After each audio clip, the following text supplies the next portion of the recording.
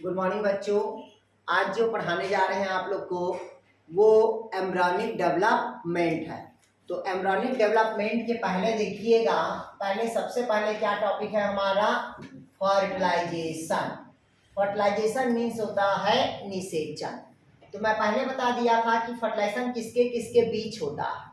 ठीक, तो सबसे पहले कहता है मेल का क्या आएगा भाई आपका स्पर्म, और फीमेल का क्या होगा ओवम। दोनों कैसा है, हैप्लॉइड है। दोनों क्या है भाई, हैप्लॉइड। दोनों का फ्यूजन को हम क्या कहते हैं, फर्टिलाइजेशन कहेंगे।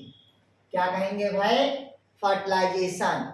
और ये जो फर्टिलाइजेशन की जो प्रोसेस होती है वो फीमेल के कहाँ होता है, तो फैलोपियन ट्यूब में। क्वेश्चन पूछा फैलोपियन ट्यूब के किस पार्ट्स में, तब आपको बताना पड़ेगा कहाँ पास होगा, एम्पुला के पास। क्लियर हुआ। तो अब जो फर्टिलाइजेशन होगा, फिर फर्टिलाइजेशन के बाद क्या बन गया भाई हमारा, जाइगोट बना। क्या बना भाई, फर्टिलाइजेशन के बाद जाइगोट बना। फर्टिलाइजेशन के बाद क्या बन गया, जाइगोट बना। अब जाइगोट बना तभी अब एम्ब्रियोनिक क्या हो जाएगा, डेवलपमेंट होगा। क्या होगा भाई, एम्ब्रियोनिक डेवलपमेंट। क्लियर हुआ। तो ये देखिएगा, ये बताया था मैं आप लोग को, फीमेल का क्या बताया था, ओवम बताया था। क्या बताया था भाई, ओवम। तो ओवम का दो लेयर बताया था मैं आप लोग को। ठीक, पहला जो लेयर था वो कोरोना रेडिएटा था। क्या था भाई आपका, कोरोना रेडिएटा। और दूसरा था आपका जोना पेलुसिडा। क्लियर में तक क्या, कोई डाउट कहीं पास। कितना लेयर बताया था, दो। पहला कोरोना रेडिएटा और दूसरा जोना पेलुसिडा। तो जो बाहर का लेयर है वो कोरोना क्या है, रेडिएटा है। अंदर का क्या है, जोना पेलुसिडा। अब यहाँ पास क्या है, न्यूक्लियस है। यहाँ पास क्या है, न्यूक्लियस है। क्योंकि कोरोना रेडिएटा को तो छेद दिया, लाइसिस कर दिया, छेद दिया नहीं यार। यहाँ पास स्पर्म है, और स्पर्म कहाँ चला गया, अंदर गया। ये वाला पोर्शन अंदर गया, बाकी पोर्शन नहीं गया। क्लियर है तक यार, कोई डाउट कहीं पास। ठीक, अब दोनों के बीच में क्या हो गया, फर्टिलाइजेशन हुआ, और फर्टिलाइजेशन के बाद क्या बन गया, वो जाइगोट। अब जाइगोट कहाँ आ गया, बाहर आया।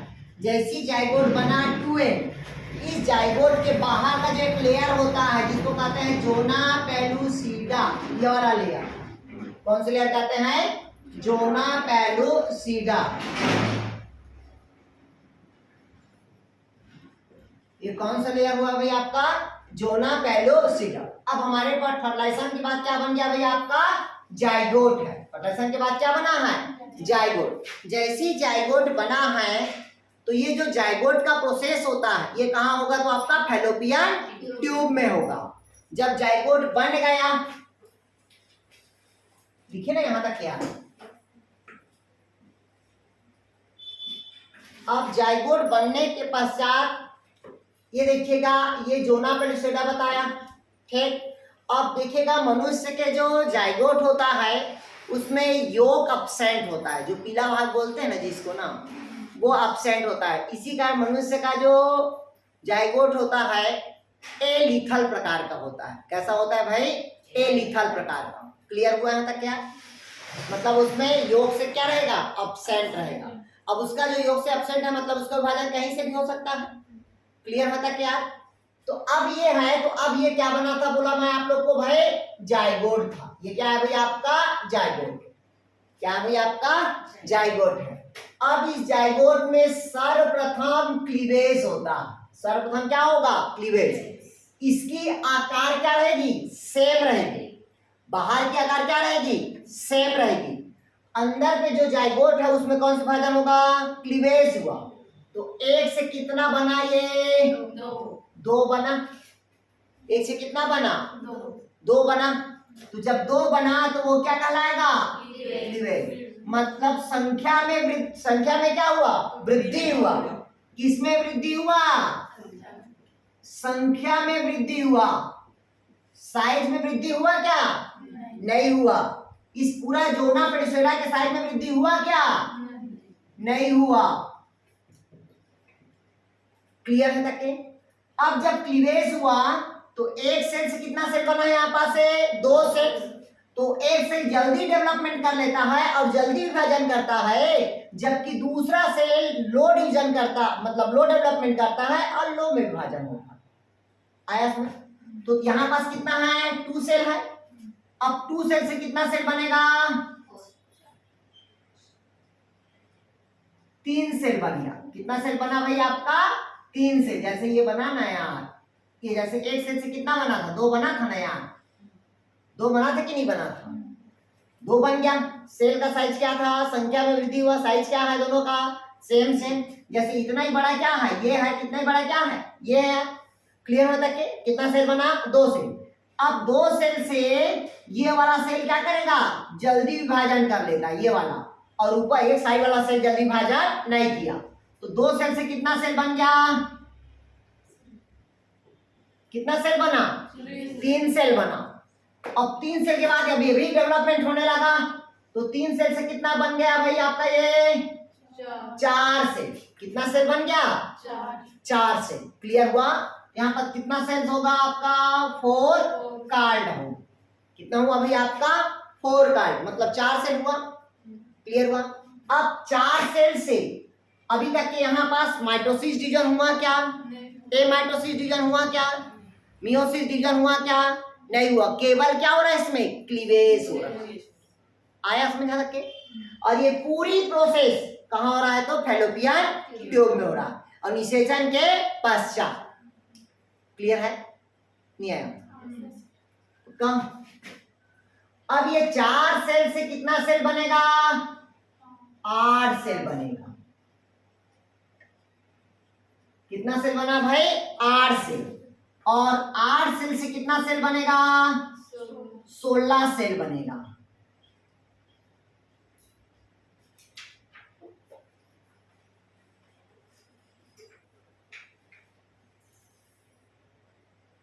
कितना सेल बन गया भाई? 16 सेल। जब 8 सेल बना, ठीक, तो जब 16 सेल बना तो वो क्या, ये तो 8 से जो 16 सेल तक के है वो क्या कहलाएगा आपका? मारुला कहलाएगा। और मारुला तक जो फॉर्मेशन होता है ये कहाँ होता है? तो फैलोपियन ट्यूब में होगा। ये पता होना चाहिए। ये आप लोग को पता है ये क्या है भाई आपका? फैलोपियन ट्यूब का। और है कि नहीं है यार फैलोपियन ट्यूब का? यार ये किसका है? फैलोपियन ट्यूब का है। ये क्या रहता है आप लोग को पता होना चाहिए। ये क्या है? ओवरी है। ये क्या है भाई आपका? ओवरी। ओवरी में क्या बनता है? ओवम। इधर से क्या गया? स्पर्म गया। कौन गया? स्पर्म। और इधर से निकल के कौन आता है बताया था मैं आप लोग को? ओवम। निकल गए यहाँ पास से, और निकलने के पश्चात दोनों बीच में क्या हुआ? मैं बोला फर्टिलाइजेशन हुआ। तो क्या बना? बोला जाइगोट। अब जाइगोट से क्या बना? इसमें क्लीवेज होने लगा। क्लीवेज होने के बाद 2 से कितना सेल बन गया भाई आपका? 3 सेल। और 3 के बाद कितना सेल बन गया आपका? 4 सेल। 4 के बाद कितना बन गया भाई आपका? 8 सेल बना। और 8 सेल से कितना बन गया भाई आपका? 16 सेल हुआ। कितना सेल बन गया भाई आपका? 16 सेल। हुआ कि नहीं हुआ? अब ये पूरी प्रोसेस कहाँ हो रहा है? तो फैलोपियन ट्यूब में हो रहा है। आया समझ? नहीं आया? अब कुछ डेवलपमेंट यहीं पास हो जाता है फैलोपियन ट्यूब में। जब फैलोपियन ट्यूब में डेवलपमेंट हो जाता है मामला बाद दाखिला, तब उसे हम क्या कहते हैं? ट्यूब प्रेगनेंसी बोलते हैं। क्या बोलते हैं भाई? Tube pregnancy. क्लियर हुआ यार? कौन सी प्रेगनेंसी बोलते हैं? ट्यूब प्रेगनेंसी बोलते हैं। मतलब फैलोपियन ट्यूब में क्या हो गए? प्रेग्नेंट हो गए। जैसे हमारे यहाँ मिसेस का हुआ था। क्लियर हुआ तब? क्या आया समझ? अब ट्यूब प्रेगनेंसी देखिएगा, 100 में से केवल 1% लोगों को होता है ट्यूब प्रेगनेंसी। बहुत कम, रेयर रहता है, इसमें बैड लक रहता है बोलते हैं, उसी का ट्यूब प्रेगनेंसी होता है। अब ट्यूब प्रेगनेंसी होने के पश्चात पूरा फैलोपियन ट्यूब को क्या करना पड़ता है? कटवाना पड़ता है। मतलब पूरे फैलोपियन ट्यूब को क्या करेंगे? रिमूव कर देते। अब बचता केवल क्या है? एक फैलोपियन ट्यूब। क्लियर हुआ था क्या? नहीं है समझ? अब बने तो मम्मी बन सकती है, नहीं तो वो नहीं बन सकती। ठीक, बहुत रेयर चांस रहता है बनने का। क्लियर हुआ है? नहीं आया समझ? ठीक, तो एक तरफ होगा तो मेंस्ट्रुएशन साइकिल चलेगा तो दोनों तरफ होता है तो कट जाएगा। ये डायरेक्ट यहीं से आता है ऐसे। क्लियर हुआ यार भाई? ऐसे में देखिएगा ऑपरेशन होने के बाद फैलोपियन ट्यूब को बांध दिया जाता है, बांधने के बाद ही तो साइकिल आता है, तो कहाँ जाएगा? क्लियर हुआ यार? नहीं आया समझ?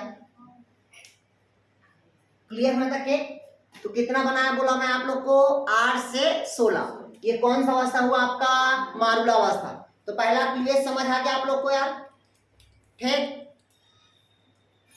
अब क्वेश्चन पूछा इससे, ध्यान से समझिएगा, ध्यान से समझिएगा, मैं पहले बता रहा हूं। जब यहाँ पास फर्टिलाइजेशन हुआ तो जाइगोट बना था, यहाँ पर साइटोप्लाज्म की मात्रा क्या थी? क्या थी साइटोप्लाज्म की मात्रा?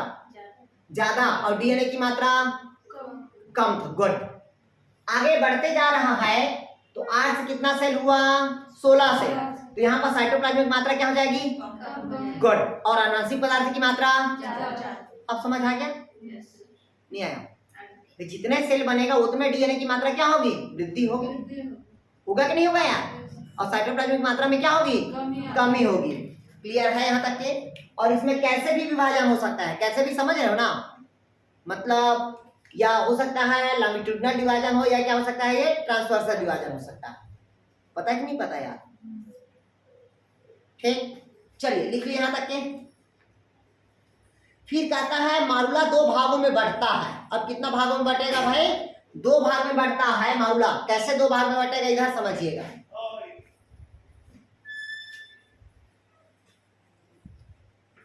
अब देखिएगा मारुला के 2 भाग होते हैं।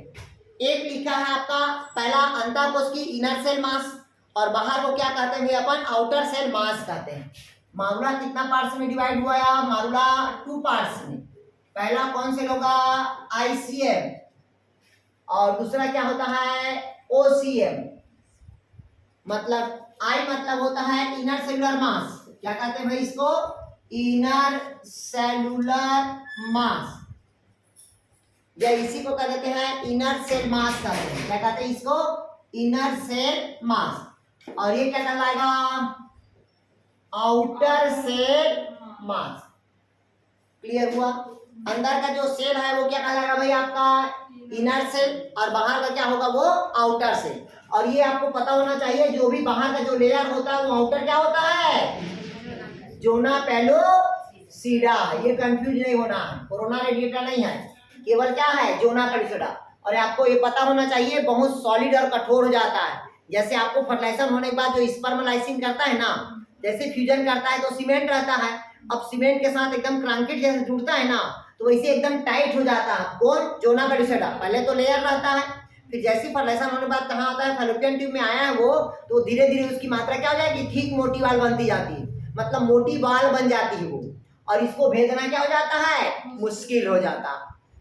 क्लियर हुआ तक क्या? तो ये क्या बना भाई आपका? जोना पेलोसिडा, और अंदर क्या बना आपका? मारुला। कितने सेल मास डिवाइड होगा? तो 2 सेल मास। मतलब एक क्या होगा? इनर सेल मास, और दूसरा क्या होगा आपका? Outer cell mass. अब ये 4 से 6 दिन के बाद ही मारुला से अब कहाँ गिरता है आपका? वो गर्भाशय में गिरता है, और जैसे ही यूट्रस में गिरेगा किसका निर्माण करेगा? वो ब्लास्टुला का निर्माण करेगा। तो यहाँ तक के लिखे। चलिए अब अगला देखते हैं, ब्लास्टुला।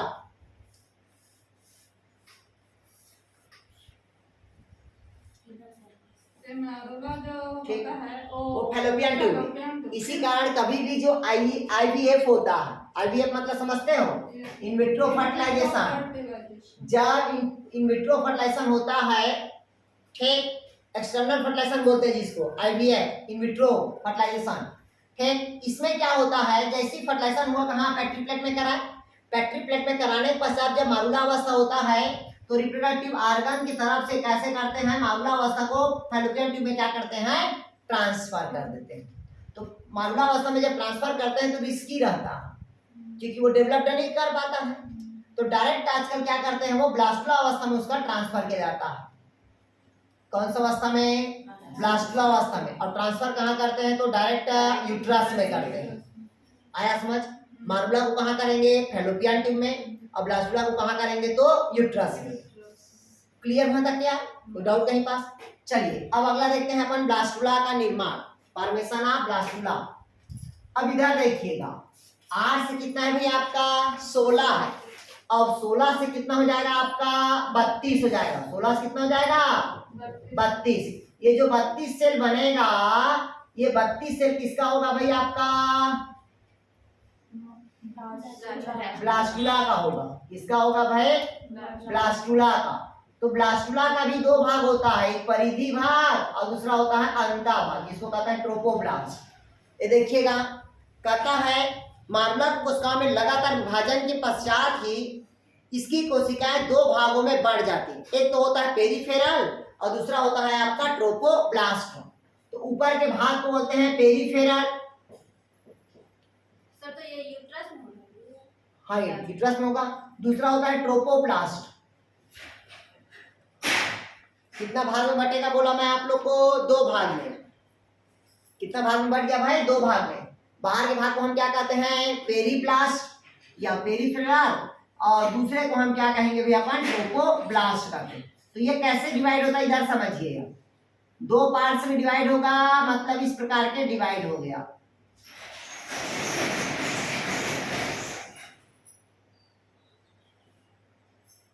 दिख रहा है ना दो भाग, और दिख रहा है कि नहीं दिख रहा है भाई, कितने भाग बता, दो भाग बटा। ठीक, पहला कहता है inner cell mass formative cell trophoblast. अब जो इनर सेल है अंदर वाला सेल है वो ट्रोपोब्लास्ट बनाया, मतलब क्या था ये आईसीएम था। क्लियर हुआ। और बाहर वाला क्या था आपका भाई आपका ओसीएम था। तो 8 से कितना बना बोला मैं आप लोग को 16, 16 से कितना बन गया आपका 32। तो कौन सा अवस्था बताया मैं आप लोग को ब्लास्टुला अवस्था। फिर कहता है क्रमशः ट्रोपोब्लास्ट, ट्रोपोब्लास्ट ब्लास्टोडर्मिक साइकिल कहते हैं। ट्रोपोब्लास्ट ब्लास्टोमेयर कोशिका में उपस्थित के कारण दोनों के बीच में गुहा बन जाती। अब दोनों के बीच में क्या बनेगा ये गुहा। ये देखिएगा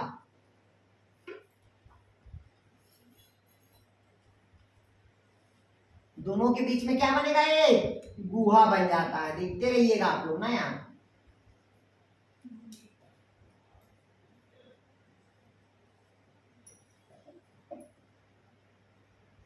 ये देखिएगा, ये देखिए यहाँ पास गुहा बचा, खाली जगह बचा ना यहाँ। जब खाली जगह बच जाता है, गुहा बच जाता है, तब उसको कहते हैं ब्लास्टोसील कहा जाता है। क्या कहा जाता है उसको ब्लास्टोसील कहा जाता है।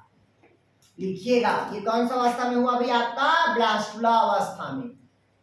कितना हुआ 16 से कितना था ये 32, और 32 से क्या होगा चौथा। अब इधर कौन सा डिवीजन होने लगा माइटोसिस डिवीजन होने लगा। कौन सा डिवीजन होने लगा माइटोसिस डिवीजन होने लगा। और जैसे ही ब्लास्टुला ब्लास्टोसील बनता है तो उसी अवस्था को हम कहते हैं ब्लास्टुलेशन। क्या कहेंगे इसी को भाई ब्लास्टुलेशन। क्या कहेंगे भाई इसको, जो खोल बना गुहा बना वो क्या कहलाएगा ब्लास्टोसील। अब ब्लास्टोसील बनने की क्रिया को हम क्या कहते हैं ब्लास्टुलेशन कहेंगे। क्लियर में था क्या।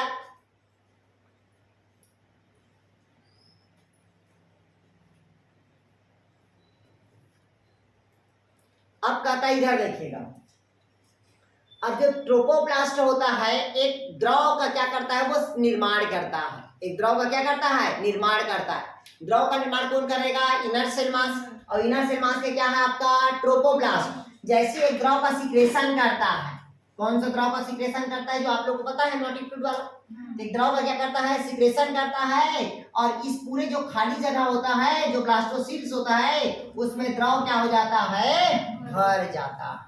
द्रव क्या हो गया भाई आपका भर गया। ठीक लिखा है ब्लास्टोसिल नामक गुहा में क्या होती है वो द्रव भर जाती है।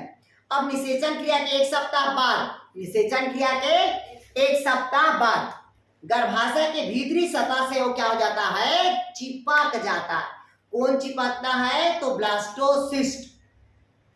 लिखिएगा ब्लास्टोसिस्ट गर्भाशय की दीवार पे क्या हो जाता है चिपक जाता है। गर्भाशय के दीवार पर ब्लास्टोसिस्ट चिपक जाता है।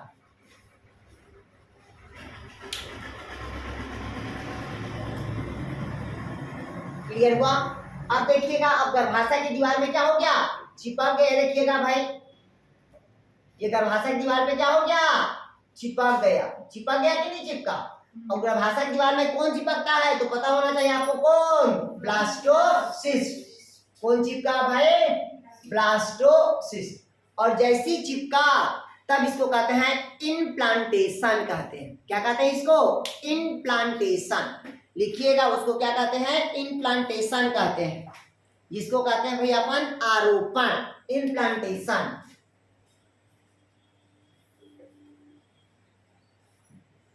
आरोपण कहते हैं इसको। मतलब अब गर्भाशय की दीवार पे ब्लास्टोसिस्ट क्या हो गया, चिपक गया। क्लियर हुआ तक के। और यहां तक के पहुंचते पहुंचते कितना दिन हो गया भाई आपका, 24 दिन का समय लगता है। कितना दिन का समय लगा, 24। मतलब 24 दिन में गर्भाशय की दीवार से क्या होता है भाई आपका, वो चिपक जाता।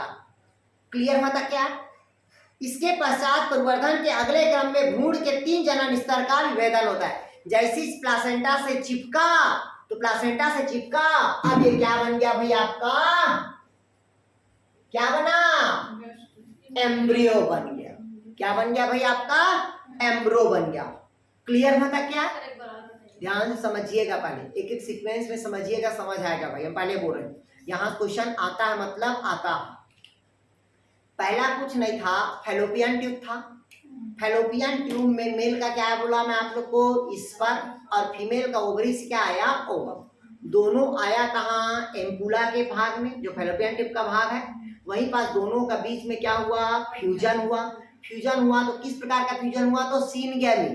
कैसा होता है, सीनगैमी। आया समझ है, नहीं आया, अरे नहीं आया क्या, आइसोगेमी नहीं, एनाइसोगेमी नहीं, उगेमस। उगेमस मतलब सिनगेमी। आया समझ। मेल अलग है और फीमेल, क्योंकि मेल क्या है, मोटाइल है, और फीमेल क्या है, नॉन मोटाइल है। ऐसे फ्यूजन को हम क्या कहते हैं, सिनगेमी कहते हैं। क्लियर हुआ, या उगेमस बोल देते हैं उसी को। दोनों के बीच में जैसी फर्टिलाइजेशन हुआ तो क्या बनाया, जाइगोट। जाइगोट बनता है तो कोरोना रेडिएशन कहाँ हो जाएगा, बाहर। बचा क्या, जोना पेरिसेडा। क्या बचा भाई, जोना पेरिसेडा। और पता है आप लोग को मनुष्य के क्या होता है अभी आपका, उसमें फर्टिलाइजेशन में योग का फॉर्मेशन नहीं होता। ये लिथल प्रकार का होगा बोला मैं आप लोग को, अभी पढ़ाऊंगा। लिथल, लो लिथल कैसे प्रकार का होता है, जो 4 प्रकार का होता है। ठीक, माइक्रोलिथल, मेगालिथल, लिथल। आया समझ आ? नहीं आया, ठीक। अब कहता है जैसी फर्टिलाइजेशन हुआ तो अब क्या बना, जाइगोट। जाइगोट के बाद बना क्या, क्लीवेज। क्लीवेज में कितना सेल बना, 2। 2 के बाद कितना सेल बना, 3। 3 के बाद कितना सेल बना, 4। 4 के बाद कितना बना, 8। 8 के बाद कितना बना, 16। ये 16 कहाँ तक के बना आपका, मारुलावस्था। ये पूरी प्रोसेस कहाँ हुआ आपका, फैलोपियन ट्यूब में हुआ। अब 16 से क्या बनेगा, 32। जैसी ब्लास्टोलावस्था आता है तो क्योंकि जो मारुला होता है वो 2 सेल में डिवाइड हो जाता है। बाहर को कहते हैं आउटर सेल मास, और अंदर को क्या कहते हैं, इनर सेल मास। तो जो अब जो ब्लास्टुला जैसी बनता है तो ब्लास्टुला 16 से कितना हो गया, 32 बना। 16 से 32 बनता है तो वो भी 2 भाग में क्या हो जाता है, डिवाइड हो जाता है। एक होता है पेरिफेरल का भाग जो ऊपर रहता है, और अंदर वाला क्या कहलाता है, ट्रोपोब्लास्ट कहलाता है। और ट्रोपोब्लास्ट ये द्रव क्या करता है, सिक्रेशन करता है। जो जहां पास 2 ब्लास्टुला के अंदर में जो गैप रहता है, जहां पास कहते हैं ब्लास्टोसिल, तो उस गैप में जो द्रव होता है वो क्या हो जाता है, भर जाता है। क्लियर होता है के, भर गया तक के। अब भरने के पश्चात क्या होता है, जो ब्लास्टोसिस्ट होता है, क्या होता है भाई आपका, ब्लास्टोसिस्ट। अब धीरे धीरे वो गर्भाशय की दीवार में जाके क्या हो गया, चिपक गया। और गर्भाशय तक पूरे दीवार में चिपकने में कितना दिन का समय लगता है, बताया था मैं आप लोग को, 24 आवर, मतलब सॉरी 24 दिन का लगता है। अब जैसे ब्लास्टोसिस्ट दीवार पे चिपक गया तो चिपकने की अवस्था को हम क्या कहते हैं, इम्प्लांटेशन कहते हैं, आरोपण कहते हैं। क्या कहेंगे भाई, आरोपण। और आरोपण चढ़ने के पश्चात यहीं पर किसका निर्माण होगा, भ्रूण का निर्माण होगा। और जैसे भ्रूण का निर्माण होता है तो वो कहलाता है क्या आपका, गैस्ट्रुला अवस्था कहलाता है। क्या कहलाएगा भाई आपका, गैस्ट्रुला अवस्था कहलाता है। कौन सा अवस्था कहलाएगा भाई आपका, गैस्ट्रुला अवस्था। ठीक। और गैस्ट्रुला अवस्था क्यों कहते हैं समझ लीजिएगा, क्योंकि ब्लास्टुला जैसी प्लांटेशन हुआ आपका तो जो ब्लास्टुला होता है वो एम्ब्रियो बन गया। अब भ्रूण कितना जनन स्तर का निर्माण करेगा, 3 जनन स्तर का निर्माण किया। कितना जनन स्तर का निर्माण करेगा भाई, 3 जनन स्तर का, जिसको आप लोग को पता होना चाहिए सबको। पहला जो 3 जनन स्तर होता है, इसमें पहला होता है आपका एंडोडर्म। पहला कौन होगा भाई? एंडोडर्म। सेकंड नंबर कौन होगा आपका? मेसोडर्म। और अंतर क्या होगा भाई आपका? एक्टोडर्म। तीनों धर्म का निर्माण किया, और जैसे ही तीनों धर्म का निर्माण करेगा तब वो क्या कहलाता है भाई आप लोग का? गैस्ट्रुला कहलाएगा। कौन सा अवस्था कहलाएगा? गैस्ट्रुला अवस्था होगा। क्लियर हुआ तक के? भ्रूण बना, 3 जनन स्तर का निर्माण हुआ, और 3 जनन स्तर हमारा क्या कहलाया भाई आपका? गैस्ट्रुला कहलाया। क्लियर हुआ तक क्या? और जैसी 3 जनन स्तर का जब निर्माण होता है तो गैस्ट्रुला के फॉर्मेशन को हम क्या कहते हैं? गैस्ट्रुलेशन कहते हैं। क्या कहेंगे इसको? गैस्ट्रुलेशन। गैस्ट्रुला के फॉर्मेशन को क्या कहेंगे? गैस्ट्रुलेशन कहते हैं। और इसका निर्माण क्यों होता है तो आप लोग को पता होना चाहिए। ब्लास्टुला पे क्या होता है? गति होगा, तभी गैस्ट्रुला का क्या होता है भी आपका? निर्माण होता है। और इसी कारण भ्रूण एक नए आकार को क्या करता है? वो प्रदर्शित करता है।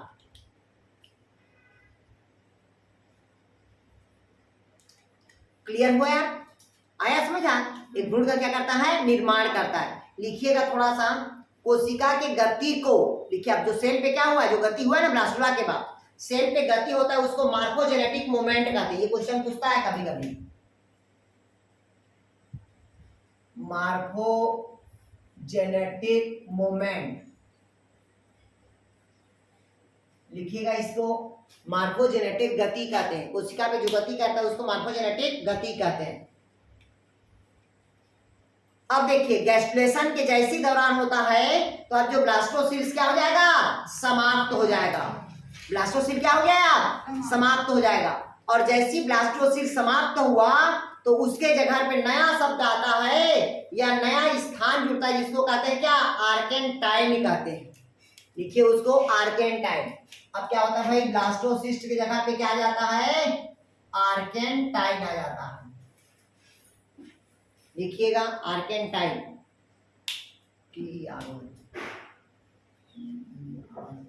आर्केंटाइन लिखिएगा। ब्लास्टोसिस्ट की जगह पे आर्केंटान आ जाता है या आर्केंटान बन जाती है।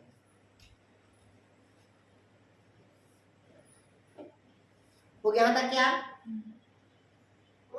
क्लियर होता है? और यही आगे चलकर एलिमेंट्री केनाल और बहुत सारे अंग का क्या करेगा यार? निर्माण करेगा। आर्केंटान आगे चल के क्या करेगा भाई आपका? Alimentary canal, all body organ का क्या करेगा? फॉर्मेशन करेगा।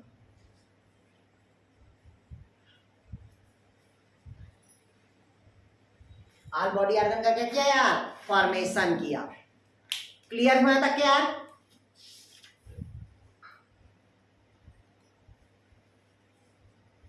हो गया यार? ठीक। अब कितना लेयर में आप लोग को बताया था? 3 लेयर। कौन कौन से लेयर बताया? एंडोडर्म, मेसोडर्म और एक्टोडर्म।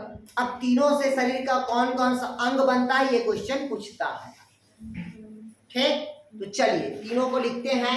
तीनों किसका निर्माण किया, तीनों से क्या क्या शरीर का निर्माण होता है।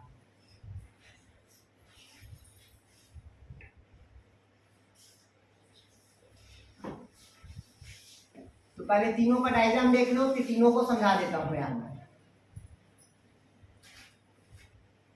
चलिए ध्यान से सुनिएगा भाई। सबसे पहले कहता है एंडोडर्म का निर्माण। किसका कहता है भाई? एंडोडर्म का निर्माण। अब एंडोडर्म का निर्माण कैसे हुआ, तो इधर देखिएगा, इधर देखिएगा क्या कहता है भाई आपका? एंडोडर्म। ध्यान समझिएगा। एंडोडर्म ये कहता है कि एंडोडर्म के निर्माण के समय भ्रूण के आंतरिक कोशिका का समूह, मतलब एम्ब्रियोनिक का क्या होता है? इंटरनल सेल का ग्रुप, कुछ कोशिकाएं अलग होकर ब्लास्टोसिल से विस्तारित हो जाती है। मतलब कुछ कोशिका अलग होकर ब्लास्टोसिल से क्या हो जाएगा? अलग हो जाती है। और प्रथम एंडोडर्म कोशिका का क्या करती है? निर्माण करती है। मतलब इधर देखिए, ये भ्रूण मतलब क्या है? एम्ब्रियो का, कौन सेल बताया मैं आप लोग को? Inner cell. अंतः कोशिका ब्लास्टोसिल से क्या हो जाएगा? अलग होगा। ब्लास्टोसिल से क्या हो जाएगा? और अलग होने के पश्चात किसका निर्माण करेगा? एंडोडर्म का निर्माण करेगा। आया कुछ समझ? ध्यान से समझिएगा क्वेश्चन। लिखा है यहाँ पर देखिएगा, लिखा है भ्रूण की आंतरिक कोशिका समूह या पिंड की कोशिकाएं अलग होकर ब्लास्टोसिल से विस्तृत हो जाती है। ब्लास्टोसिल से क्या हो जाएगा? अलग हो जाएगा। और अलग होने के पश्चात प्रथम एंडोडर्म कोशिकाएं का निर्माण होगा। क्वेश्चन पूछता है कि भ्रूण बनने की पहली अवस्था में कौन से कोशिका का निर्माण होगा? तो भ्रूण के आंतरिक कोशिका से पहला निर्माण किसका होगा? तो एंडोडर्म से, मतलब शरीर से अंदर से बाहर की तरफ निर्माण होता है। आया समझ? बाहर से अंदर नहीं होता। नहीं आया समझ? जितने भी जनन कोशिकाएं हमेशा अंदर से कहाँ होता है? बाहर की तरफ होता है। आया समझ? नहीं आया समझ? क्लियर हुआ तक क्या? लिखे यहाँ तक के प्रथम एंडोडर्म कोशिका का क्या होता है? निर्माण होता है। और ये कोशिकाएं तेजी से वृद्धि करके ब्लास्टोसिस्ट के बाहर एक परत, नीचे द्वितीय परत बना देती है। अब ब्लास्टोसिस्ट के कहाँ होगा? बाहर। और अंदर क्या बना दिया? एक सिस्ट। जैसे कि ये 3 लेयर था, ये देखिए, अरे है कि नहीं है रे? अब जैसी लेयर बनते गया,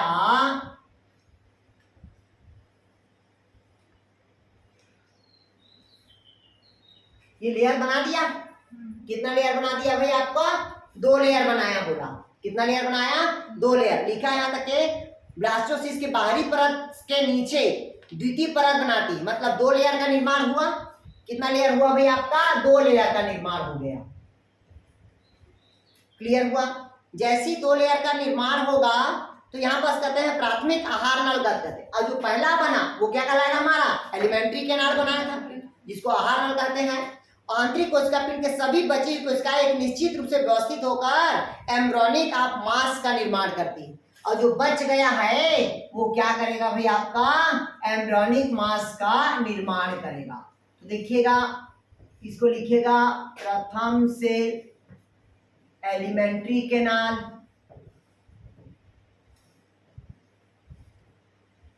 और दूसरा क्या बनाया भाई आपका?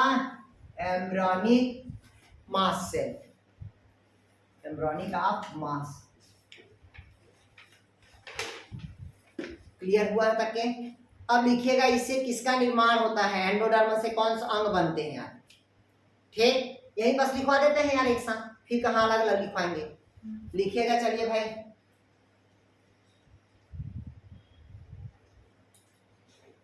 लिखिएगा।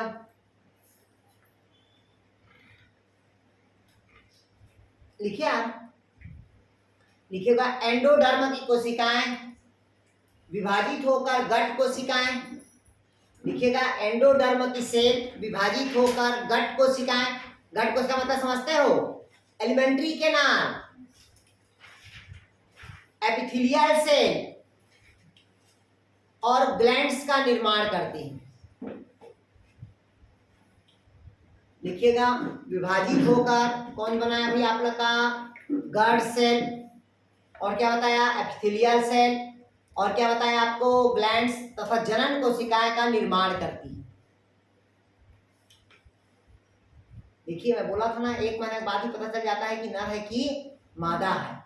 जब प्लासेंटा में आके गिरता है तभी पता चल जाता है, क्योंकि जनन कोशिका का निर्माण कब होगा? 1 महीने के बाद। क्लियर हुआ यार? नहीं आया समझ? ठीक, तो कितना सेल बनाया आपका? यहाँ पास है 4 सेल बना था। पहला कौन से बताया? आहार नाल, मतलब एलिमेंट्री कैनाल बन गया। दूसरा कौन बताया मैं आप लोग को? एपिथेलियल टिश्यू का निर्माण किया। तीसरा क्या बताया मैं आप लोग को? ग्लैंड्स का निर्माण किया। और चौथा किसका निर्माण कर दिया? वो रिप्रोडक्टिव ऑर्गन्स का। आया कुछ समझ यार? नहीं आया?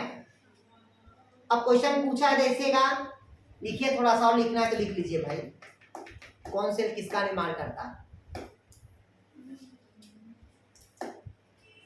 लिखिएगा, लिखिएगा आहार नाल का बाह्य भाग फेफड़ा। लिखिएगा फेफड़ा, आहार नाल, गाल ब्लैडर,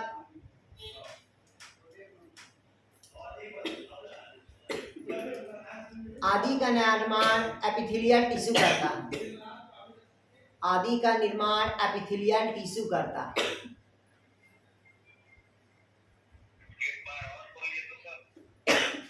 अरे भाई, एंडोडर्म से एपिथेलियल के बाह्य आहार नाल का बाह्य सेल फेफड़ा, गाल ब्लैडर आदि का निर्माण करता है, जबकि ग्लैंड सेल सभी ग्लैंड का निर्माण करता है।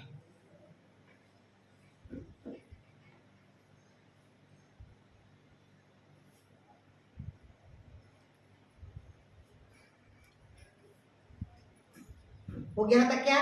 ग्लैंड सेल किसका निर्माण करता है? सभी का निर्माण करता है। और उसी में लिखिएगा एलिमेंट्री कैनाल मतलब आहार नाल वाला भाग, सबसे अंदर वाला भाग है ना यार एलिमेंट्री कैनाल, याद रखना। आहार नाल वाला भाग, पाचन ग्रंथ, पाचन तंत्र, फेफड़ा, श्वसन तंत्र, मूत्राशय तथा कर्ण का भाग बनाती है। कर्ण का भाग मतलब जितना भी हमारा जो आंतरिक है संरचना है उन सब का निर्माण कौन करता है? तो एंडोडर्म करता है।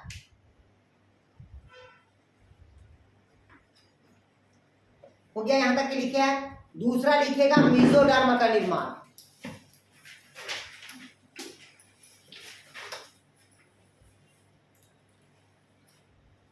अगर आपसे पूछा भ्रूण की पहली आंतरिक कोशिका कौन होगा तो आपका एंडोडर्म। क्लियर हुआ? कौन सा डर्मा? एंडोडर्म। क्लियर हुआ? दूसरा लिखेगा मेसोडर्म।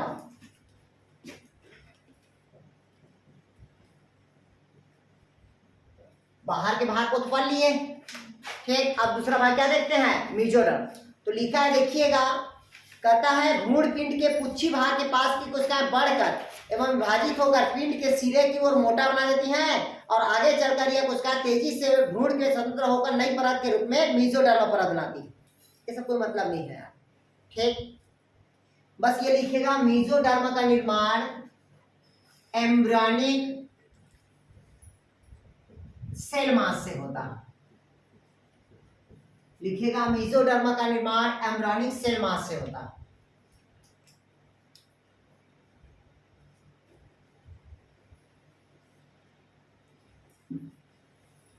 ठीक। अब देखिएगा, अब एम्ब्रियोनिक है, एम्ब्रियोनिक मतलब क्या है? एम्ब्रियोनिक सेल से है, तो इससे शरीर का मेन अंग का क्या होगा? निर्माण होगा।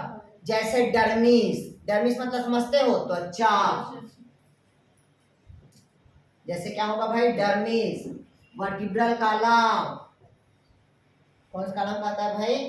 Vertebral column. देखिए अरेखित एवं हृदयक पेशी, अनस्ट्रिप्ड, अरेखित बोलते हैं। अनस्ट्रिप्ड को क्या बोलते हैं? अरेखित। स्ट्रिप्ड को क्या बोलते हैं? रेखित। अरेखित हृदयक पेशियां।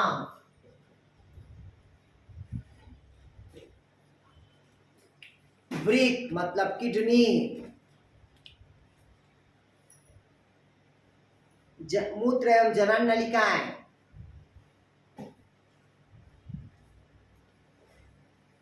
हृदय, रक्त, लसिका, हृदय, रक्त, लसिका, प्लीहा, संयोजी ऊतक, कनेक्टिव टिश्यू, आंखों का कार्निया, डायफ्राम, आंखों का कार्निया, डायफ्राम, दांत का डेंटाइन आदि का निर्माण करता है। दांत का डेंटाइन या आदि का निर्माण करता है। ये मोस्ट इंपॉर्टेंट पार्ट्स है, मैं पहले बता दिया हूँ। इसमें मिसमैच आता है। मिसमैच मतलब समझते हो? एक तरफ एक्टोडर्म, एक तरफ मेसोडर्म, एक तरफ एंडोडर्म और 3-4 ऑर्गन का नाम दिया रहेगा, उसको मैच करना रहेगा आपको। क्लियर है तक यार? कुछ नहीं करना है। किससे याद रखते हैं पहले समझिएगा। मैं आप लोग बोला एंडोडर्म में केवल 4 कोशिका याद रखना है। पहला एलिमेंट्री कैनाल बोला मैं आप लोग को। एलिमेंट्री कैनाल से जो लगा रहेगा उसका निर्माण कौन होगा? एंडोडर्म। दूसरा कौन सा टिश्यू बतला? Epithelial tissue. तीसरा क्या बताया मैं आप लोग को? ग्लैंड्स। और चौथा क्या बताया? जनन अंग। ठीक है। और उससे जो जो जो टॉपिक जो बचा हुआ है वो सब किससे आएगा? मेसोडर्म से आएगा। किससे आएगा? मेसोडर्म से। क्लियर है तक के? अब तीसरा लिखिएगा एक्टोडर्म का निर्माण।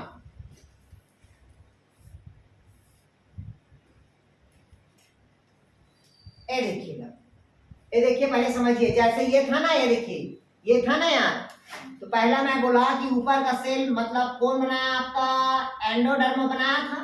बीच वाला क्या बना दिया था? मेसोडर्म। और जो सबसे नीचे वाला जो लेयर है वो क्या कहलाएगा? एक्सोडर्म, या उसी को बोलते हैं एक्टोडर्म। तो लिखिएगा एक्टोडर्म। लिखिएगा मेसोडर्म के बाद बची हुई, लिखिएगा मेसोडर्म के बाद,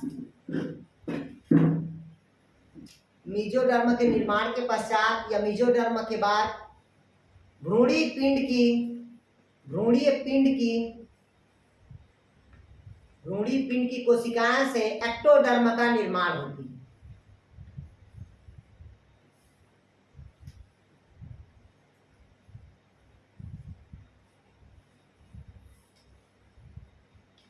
हो गया? लिख लिया? देखिएगा, अब कहता है एक्टोडर्म की कोशिकाएं के कार्य के आधार पर। किसके आधार पर? कार्य के आधार पर। एक्टोडर्म के कार्य के आधार पर उसकी जो कोशिकाएं हैं उसको अलग अलग नाम से जाना जाता है। तो नाम लिखिएगा इसमें। पहला लिखिएगा एक्टोब्लास्ट, एक्टोब्लास्ट। दूसरा न्यूरल प्लेट, तीसरा न्यूरल क्रेस्ट। अलग अलग बोलते हैं, क्वेश्चन पूछता है। लिखिएगा एक्टोब्लास्ट, न्यूरल प्लेट और न्यूरल क्रेस्ट।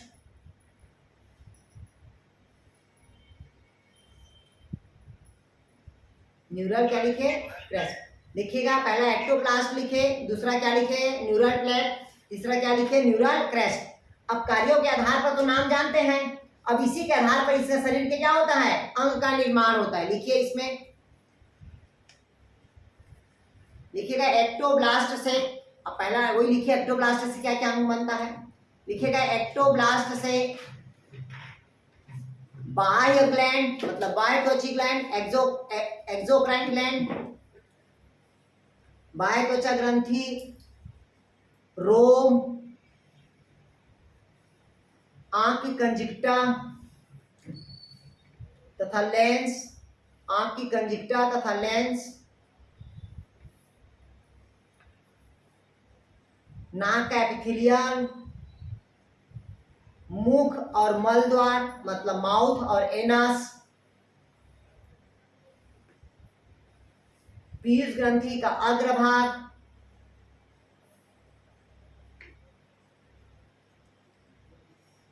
ये किससे बना?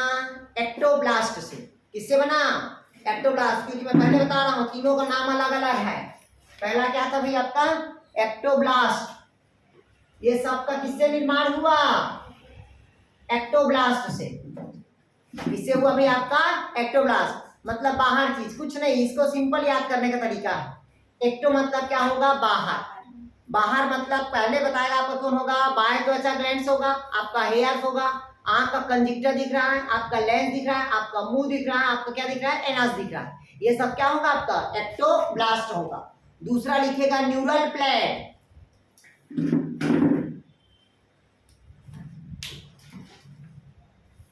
अब न्यूरल प्लेट से किसका निर्माण होगा भी आपका? Neural plate. लिखेगा सीएनएस। सीएनएस मतलब समझ रहे हो ना? Central nervous system, ganglia,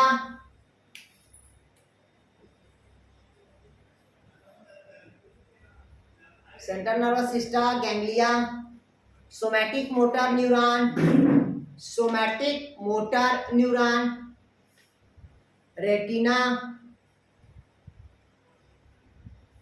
neurons retina, Piyush ग्रंथि का पश्च भाग मतलब न्यूरोहाइपोफाइसिस। इन सब का निर्माण किससे होता है? न्यूरल प्लेट से होता है। ठीक। तीसरा लिखेगा न्यूरल क्रेस्ट।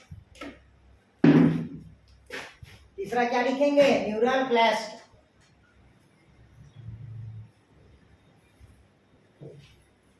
तीसरा क्या लिखेंगे? Neural crest. देखिएगा सब में अलग अलग नाम है, पहले बता रहा हूं मैं, भूलना नहीं है। एक्टोब्लास्ट, न्यूरल प्लेट और न्यूरल क्रैश लिखिएगा इससे। इसे जबड़ा, संवेदी न्यूरॉन्स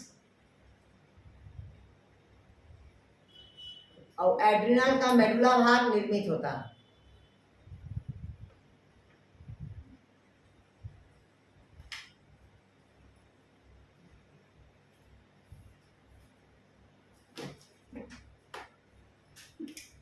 ठीक है, नोट करके लिखिएगा, नोट करके लिखिएगा, लिखिएगा नोट करके लिखिए ना यार, नोट मतलब समझते हो ना। हाँ लिखिएगा, एक्टोडर्म से त्वचा,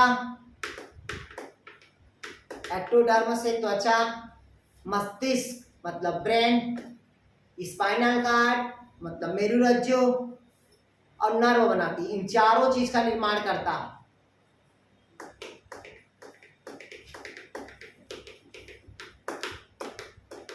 आया कुछ समझ रहे? चारों चीज का मतलब जो भी सीएनए से संबंधित है सेंट्रल नर्वस सिस्टम से, उन सब का निर्माण कौन करता है? तो आपका एक्टोडर्म। कौन करता है भी? आपका एक्टोडर्म। तो ये तीनों का क्या हो गया? आपका लेयर हो गया। क्लियर है तक क्या? अब देखते हैं फॉर्मेशन ऑफ इन्फेंट, मतलब कहता है शिशु निर्माण। ठीक, किसका निर्माण करता है भाई? शिशु का निर्माण। ठीक, तो मैं डायग्राम बना दे रहा हूं, फिर समझा देता हूं यार। इधर देखिएगा, दिख तो रहा है तो बच्चे से नहीं दिख रहा है। ठीक, ये देखिएगा, ये गर्भाशय की क्या है भी? आपकी संरचना है। तो सबसे पहले देखिएगा, जो फर्टिलाइजेशन होता है वो कहाँ बताया था मैं आप लोग को? फैलोपियन ट्यूब में। ये कंप्लीट डेवलप्ड का स्ट्रक्चर है। जनरली नहीं तो जो इसकी स्ट्रक्चर होती है वो ऐसे बनता है। क्लियर हुआ तक क्या? ये हमारा क्या रहेगा? भ्रूण होता है, जो इसकी दीवार से क्या हो जाती है? चिपक जाती है, जिसको कहते हैं इन्फ्लामेंटेशन। क्लियर हुआ तक? इन्फ्लामेंटेशन बोलते हैं आरोपण। ठीक, आरोपण होने के पश्चात सबसे पहले यहाँ से बनता है, क्या बनता है भी? आपका एंडोडर्म बनता है। एंडोडर्म मतलब वही क्या करता है? आपका आहार नाल का निर्माण करेगा। मतलब शरीर का पहली सबसे लंबी नली बोलते हैं तो आहार नाल बोलते हैं। क्लियर है तक? तो जैसे निर्माण होता है तो देखिएगा, भ्रूण की अवधि तक लगभग कितना होता है? 7 इंच। मतलब देखिएगा धीरे धीरे बच्चा क्या होता है? वो डेवलप्ड करने लगता है। धीरे धीरे बच्चा क्या करता है? वो डेवलप्ड करता है, क्योंकि ब्लास्टुला अवस्था के बाद क्या होता है? लेयर स्टार्ट होता है। क्योंकि ब्लास्टुला के बाद क्या बनता है? भ्रूण बनता है। और भ्रूण बनने की 3 जनन स्तर को हम क्या कहते हैं? गैस्ट्रुला कहते हैं। गैस्ट्रुला में 3 लेयर पढ़ा दिया, एक्टो, मीजो और एंडोडर्म। अब धीरे से हमारा क्या बन गया भाई? बच्चा कंप्लीट डेवलप्ड हो गया। तो ये देखिएगा, जहां से बच्चे को भरण पोषण मिलेगा, बच्चे को क्या मिलता है? भरण पोषण। क्योंकि बच्चे को जो भरण पोषण मिलता है अगर योग सेल से मिलता है, लेकिन हमारे ह्यूमन बॉडी में योग सेल नहीं होता है, तो बच्चे को कहां से मिलता है न्यूट्रिशन? तो प्लासेंटा से। तो जहां से चिपका रहता है उस जगह को हम क्या कहेंगे? प्लासेंटा। और जहां से चिपका हुआ एक नली रहता है और जो बॉडी से अटैच रहता है, देखिए ना, ऐसे नार बोलते हैं उसको, कहते हैं अम्बिलिकल कार्ड बोलते हैं। जब भी स्टेम से देखिएगा, ठीक, बचपन में कहा जाता है कि जैसे बच्चे कैसे ना उसको काट देते हैं और बच्चा जो ऐसे गिरता था किसी स्कूल में, किसी हॉस्पिटल में, कि थाना में, नहीं है समझ आ रहा, छोड़ देते थे। छोड़ते हो ना यार? छोड़े हो ना? कहाँ छोड़े हो? स्कूल बच्चा नहीं छोड़ रहा। ठीक,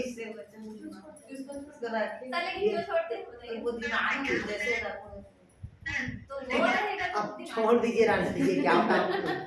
ठीक, तो अम्बिलिकल ये जो कार्ड होता है ना, इसी अम्बिलिकल कॉर्ड का पहले अभी भी स्टेम सेल किया जाता है। स्टेम सेल मतलब समझते हो कि भविष्य में उस बच्चे का कोई भी अंग अगर ऑर्गन डैमेज होता है तो एक नया सेल का निर्माण उससे हो जाता है।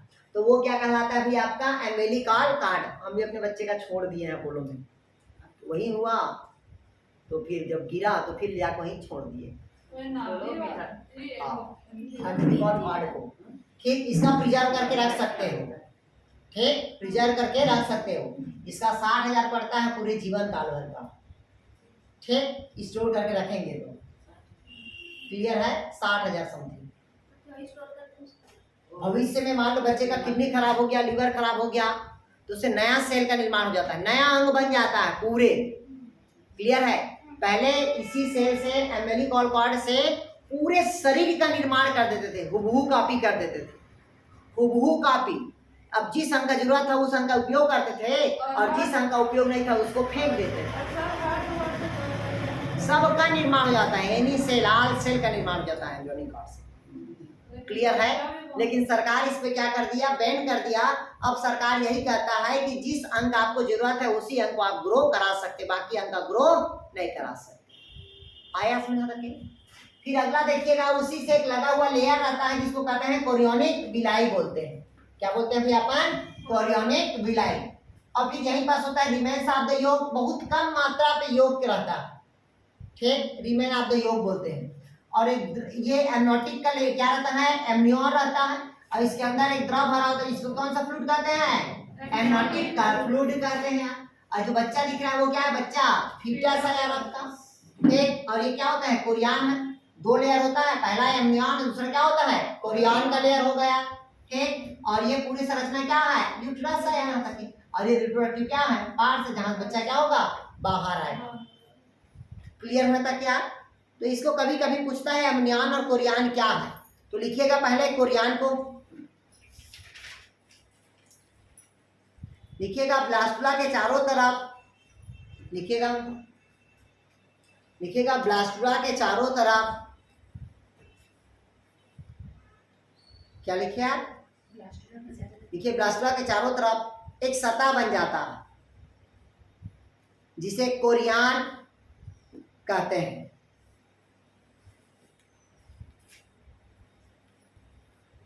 जिसे क्या कहते हैं? कोरियान। मतलब बाहर का सतह क्या हो गया? कोरियान हुआ।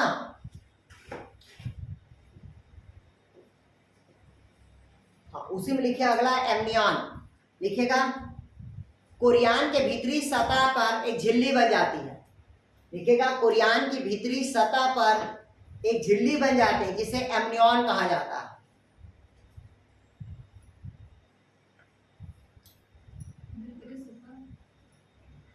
एक झिल्ली सतह बन जाती है जिसे क्या कहता है? एमनियन कहा जाता है।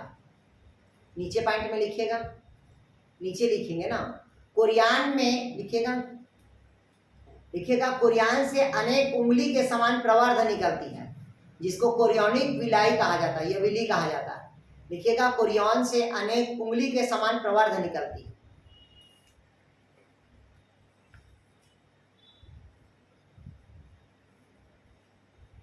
जिसे क्या कहते हैं भाई अपन? कोरियोनिक या कोरियान विली बोलते हैं।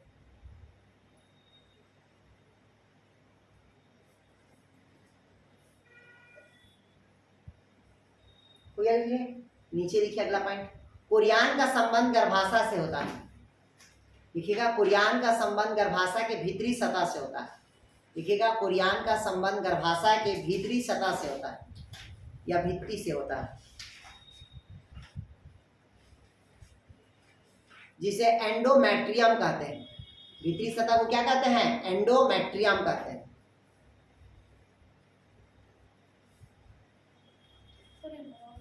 देखिएगा कोरियान के भीतरी सतह को एंडोमेट्रियम कहते हैं।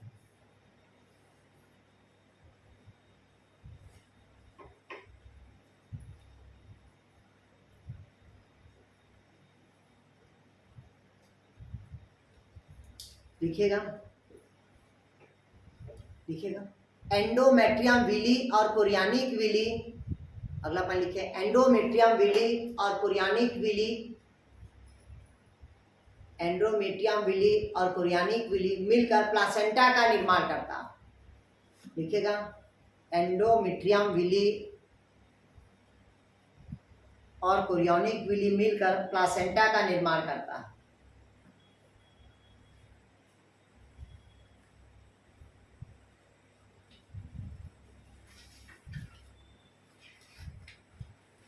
जिसे कोरियोनिक प्लासेंटा कहते हैं।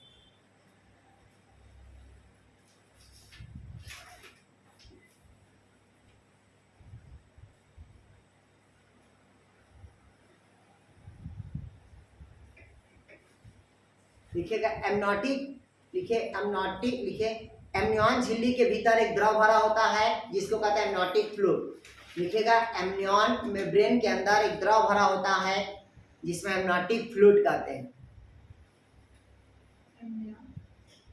एमनियन झिल्ली के मध्य एक द्रव भरा होता है जिसको कहते हैं एमनियोटिक फ्लूइड कहते हैं।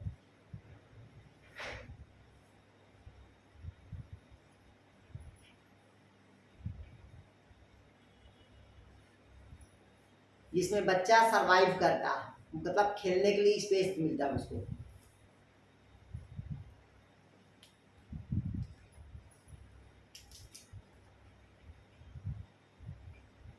देखिएगा, प्लासेंटा और एम्ब्रियो के मध्य अम्बिलिकॉर्ड बनता है।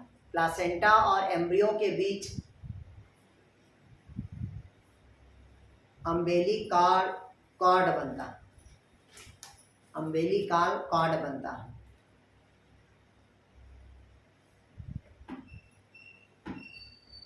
हो गया, बस इतना ही है यार।